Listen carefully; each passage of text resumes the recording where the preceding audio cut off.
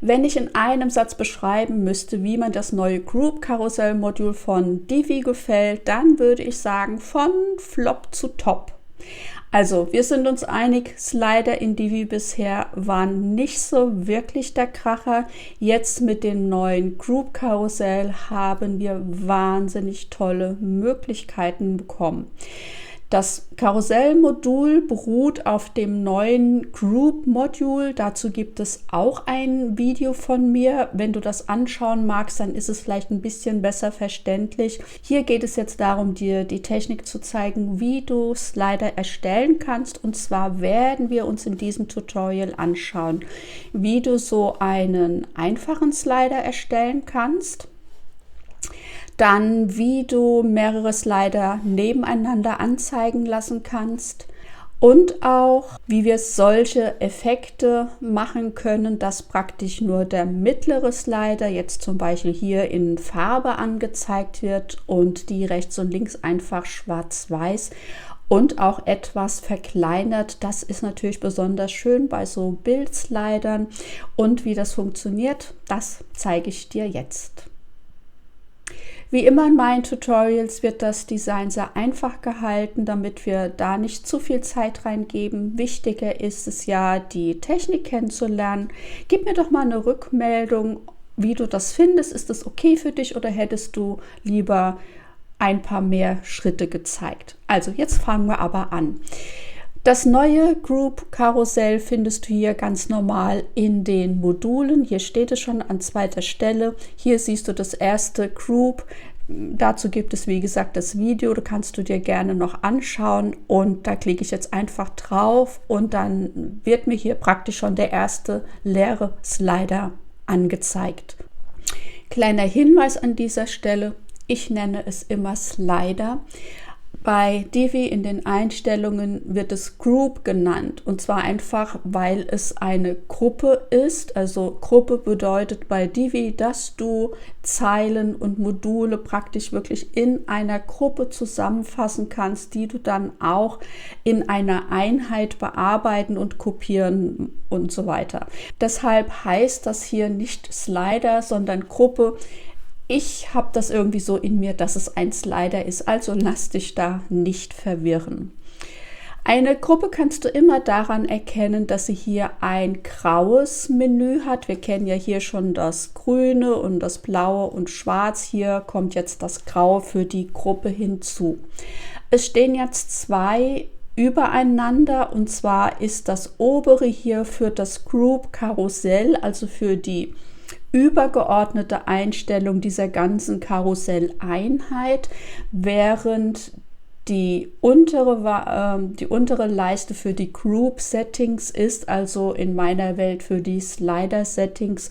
Das heißt, du darfst hier auch schauen, auf welcher Ebene du dich befindest und wo du etwas machst.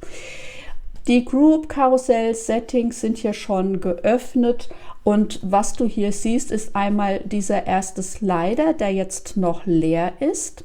Dann hast du hier natürlich alle übergeordneten Einstellungen, also zum Beispiel die Karussell Settings. Du kannst hier entscheiden, ob die Slider automatisch rotieren sollen.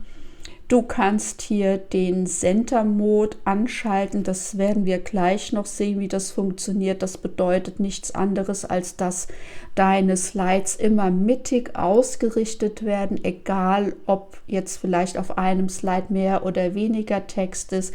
Das wirst du aber gleich sehen. Dann kannst du hier einstellen die Geschwindigkeit, wie der Slide wechselt, wenn du praktisch die automatische Rotation eingestellt hast. Das steht jetzt auf 200. Das ist mir persönlich immer ein bisschen zu hektisch. Ich habe das so immer ab 3.000 oder 4.000 sogar. Also das kannst du aber ausprobieren. Und hier Slides to Show sagt einfach, wie viele Slides möchtest du nebeneinander angezeigt haben. Auch das werden wir noch sehen.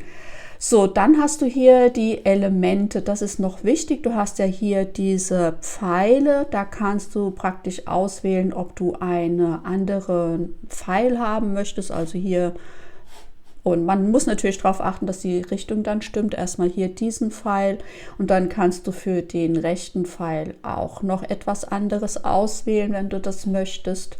Du kannst es verlinken, du kannst hier einen Hintergrund haben.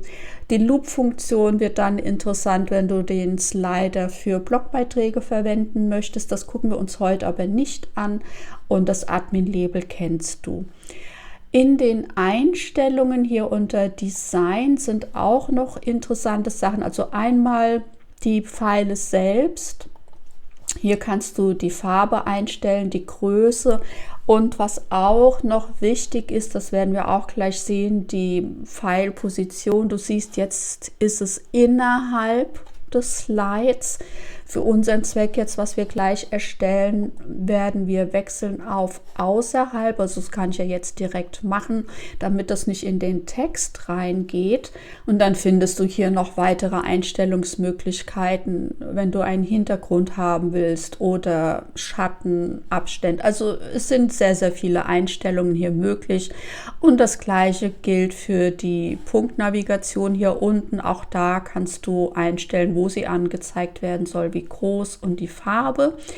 Und was jetzt für uns hier in dem Tutorial noch wichtig ist, auch in den übergeordneten Karusselleinstellungen, es gibt hier 2 Punkte. Einmal die Groups, was in meiner Welt die Slider sind, und die Active Groups. Active heißt, wenn du zum Beispiel einen Slider hast, wo du, das sehen wir auch gleich noch, zum Beispiel 3 nebeneinander anzeigen lässt, dann wäre der aktive Slider der in der Mitte.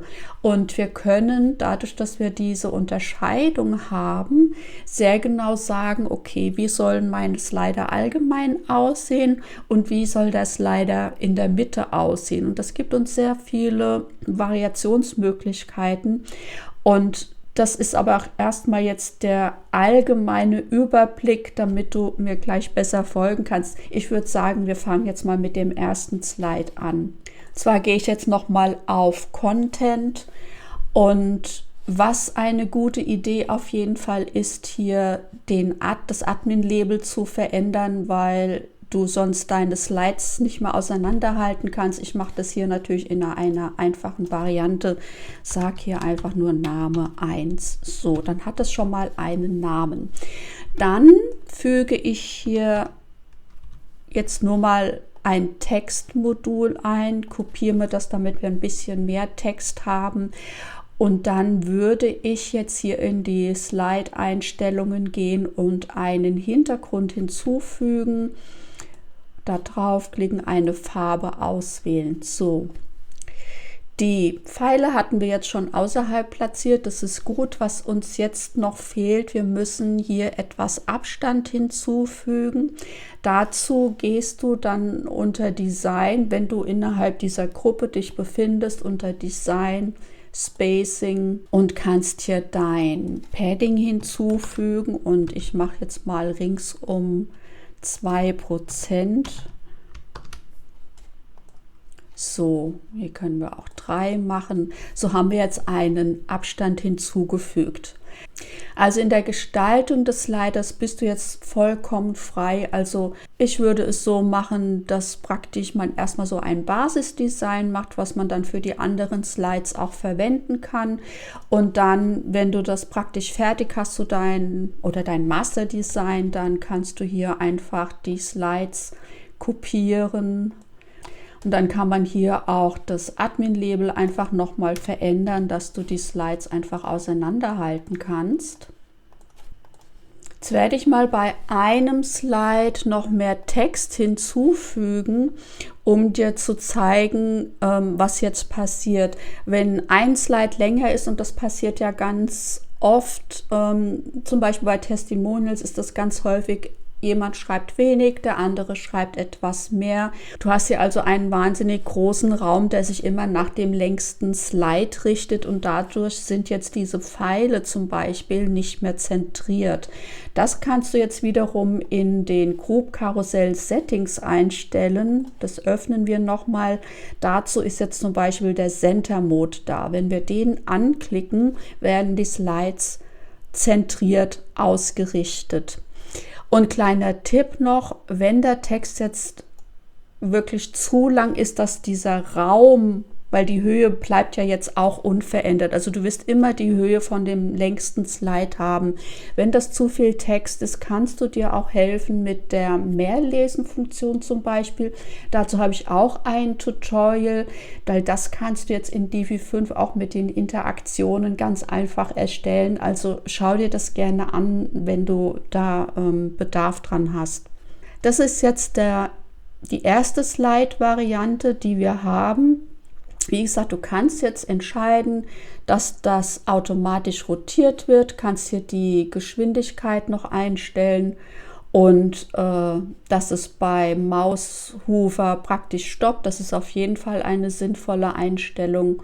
Und hier die Rotationsgeschwindigkeit habe ich am Anfang, glaube ich, anders erzählt. Die steht hier schon auf 2000, also da probierst du dich einfach aus. Ich habe das gern so auf 3.000 oder 4.000.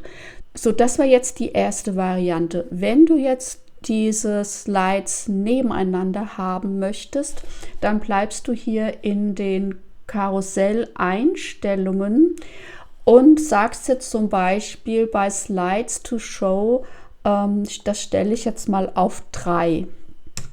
Und hier sehen wir jetzt etwas, was wir noch nachbearbeiten müssen. Also einmal ist hier dieser Slide natürlich dann zu lang, wenn das so etwas kleiner angezeigt wird. Also für dieses Tutorial nehme ich das jetzt einfach noch mal raus. Aber wie gesagt, du kannst dir da mit mehr Lesen einfach weiterhelfen. Dann wird es beim Aufklappen auch lang. Aber wie gesagt, das musst du dann einfach schauen. Am besten ist es natürlich immer, sie sind ungefähr gleich groß.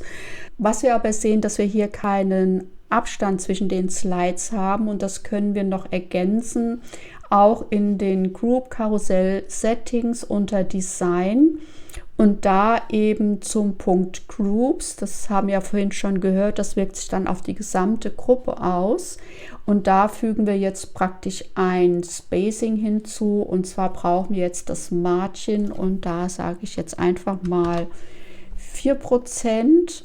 So, und dann haben wir hier einen Abstand. Das waren jetzt mal die wichtigsten Einstellungen, wenn du so Slides nebeneinander haben möchtest.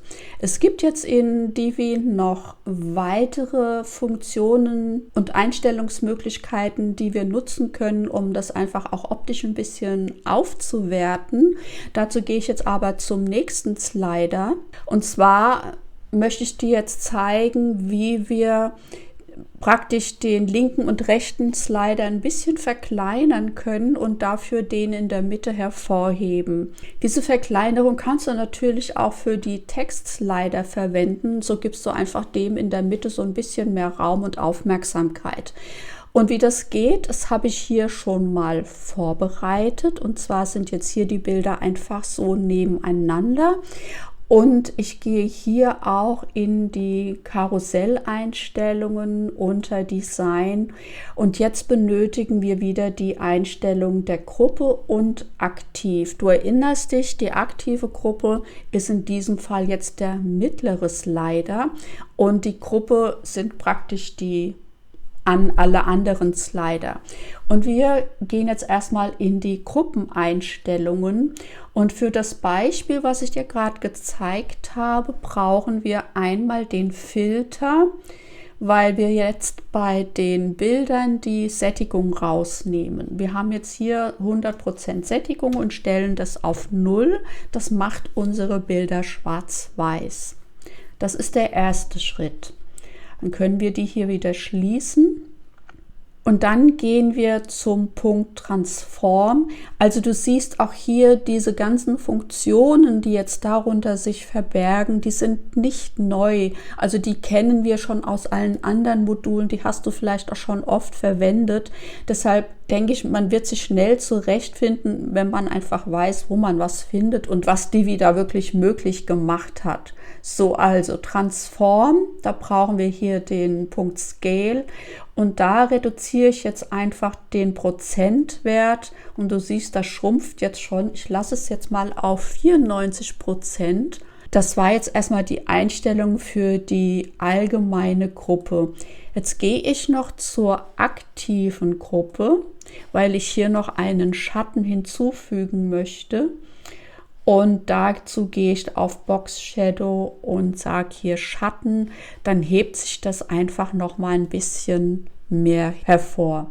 Und mit diesem Effekt ist jetzt einfach, wenn wir hier blättern, wird einfach immer nur das mittlere Bild farbig, und gerade bei Bildern ist es natürlich eine tolle Sache, aber du siehst hier in den Einstellungen, man kann unglaublich viel machen. Also du kannst auch einfach entscheiden, den Hintergrund des mittleren Sliders vielleicht ein bisschen anders zu machen. Gerade bei Textmodulen kann das auch eine schöne Sache sein.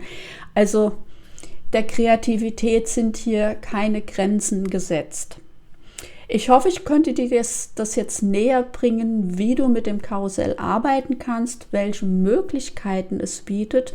Und du kannst dich jetzt da total austoben und dich ausprobieren.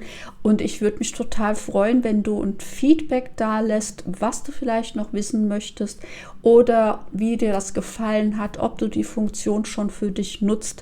Also ich freue mich da. Und wenn du magst, lass mir auch ein Like oder ein Abo da, und dann sehen wir uns bald wieder. Tschüss!